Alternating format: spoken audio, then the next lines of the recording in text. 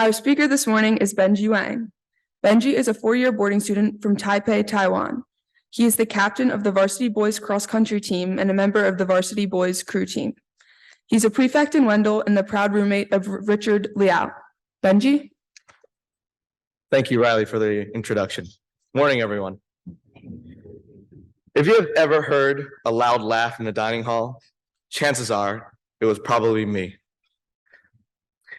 As many of you know, I am known for my loud voice and talkative nature, but it wasn't always like that. When I was younger, my family and I ran into my aunt and her boyfriend one day. They had been dating for a while, and for some reason, I thought it would be a hilarious idea to tease them by asking, "So, when are you guys getting married?" But it turns out my joke came across as disrespectful, and my parents quickly corrected me and had me apologize to my aunt for being rude. Later that day, when we got home, my father grabbed me, took me aside, and scolded me for being disrespectful.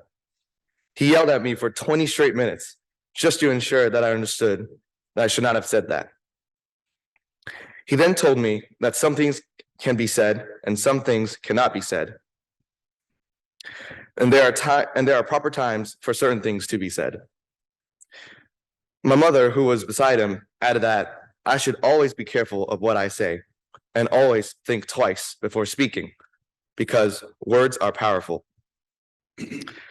After drilling this concept into my head, I've tended to be shy and only spoke when it was absolutely necessary, because every time I tried to talk, the image of third grade me being yelled at and punished by my parents would appear in my head. As a reminder, do you really have to say that? Is what you said the right thing? However, that changed when I came to Hill, when I discovered my voice and learned how to use it. Your voice can either be a beacon of light or a destructive weapon, and that is what I want to talk about today. I've used my voice to encourage others, invigorating them to push themselves further.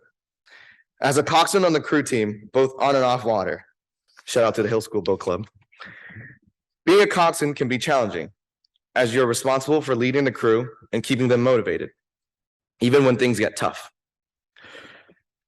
During races, I turn the volume on my voice all the way up to have adrenaline coursing through the veins of my rowers and their eyes on the prize.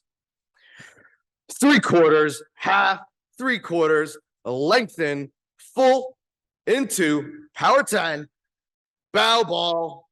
Obviously, during races, it would be much louder. Those are some of the calls that I would give out during a race to instruct, encourage, and update my crew on where we stand. During practices, my vocal presence reassures my rowers that I would always be there for them and help keep everything together. Even though I am not on the ergometer with them when they practice on land, I am always there observing each of the rowers, giving feedback on their form and making sure that they hit their target goals. And most importantly, having them know that their coxswain will always be there with them on and off the water. I quickly realized that my voice can be used to give commands, provide encouragement, and keep my crew on track with the workouts. It's a great way to use my voice to help my boat succeed. Another example was during swim season. I tasked myself with constantly having a smile on my face, as winters at Hill are challenging since Pottstown's long and freezing weather never seems to end. I try my absolute hardest to spark happiness in every person I see, especially during races. Since I swim as a JV swimmer, my times and performance at the races are much lower stakes than someone who swims varsity and wants to get recruited for swimming. So often, I see many swimmer friends sitting on the bench, stressed out about their events. I'd always try my best to do whatever I could to make them feel more confident in themselves. And during one of the home races last year, I remember one of my friends sitting there, staring at the pool and with his legs quivering. He seemed nervous. So I asked him how he felt about his event. He told me he was worried about not having the perfect start, the ideal flip turn, and the perfect race. I explained that he was as ready as he could be up to the point and needed to trust in the hard work that he had put into the practices leading up to the race. He had to hear that he'd do fine and that someone was there by his side when he was nervous. Whether it be shouting out words of encouragement, giving them a pat on the back, or simply just being there to support them. I always want to provide a personalized shout out for each of my teammates during their events to make them feel special and to let them know that I am always there for them. However, as I've become more aware of my actions and the impact they have on others, I have also learned that there are times when my voice can be an imposing force.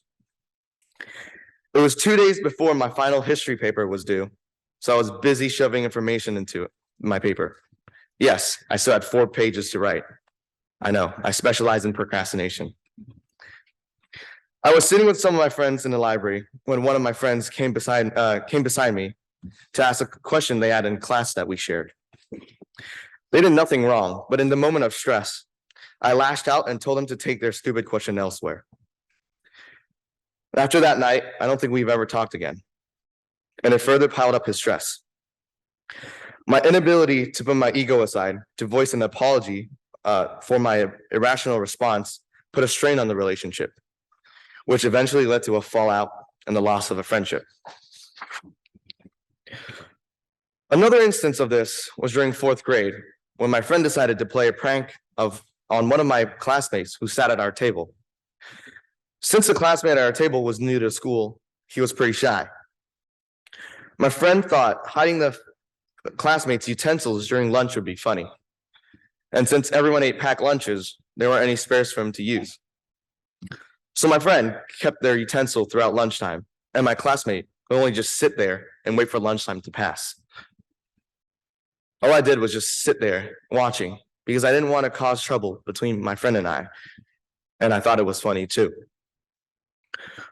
Once the lunch bell rang, my friend pretended to find the missing utensil and returned it to my classmate.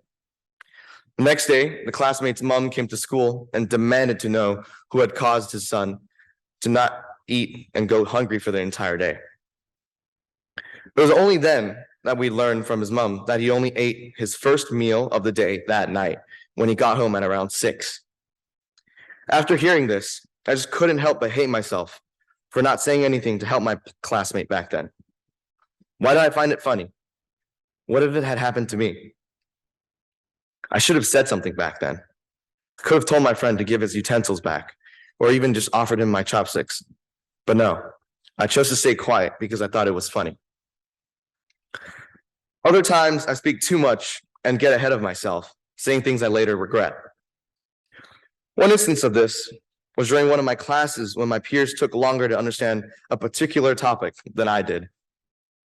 I got annoyed and cut the teacher off before they could respond and answered their question aggressively while muttering about how slow they were or that it's so easy. How do you not understand?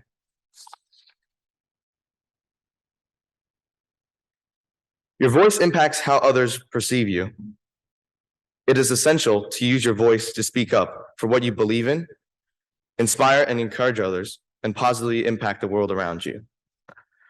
But also remember to choose your word wisely and be mindful of your voice's impact on others. Finding a voice that belongs to you isn't just about being loud or talkative. It's about being true to yourself and using your unique qualities to make a difference in the world. It's about the courage to speak up and speak out, even when it's difficult. And it's also about being a good listener and hearing the voices of others, as Maggie reminded us on Monday. I make it my goal to use my voice to make everyone's day better, whether it be a simple compliment or a joke to lighten up the mood. I want to spread positivity and happiness wherever I go. So, I challenge each of you to begin searching for the voice that belongs to you and use it as a beacon for yourself and others. We all have the power to change the world with our voices, so use them. Use your voice to inspire others.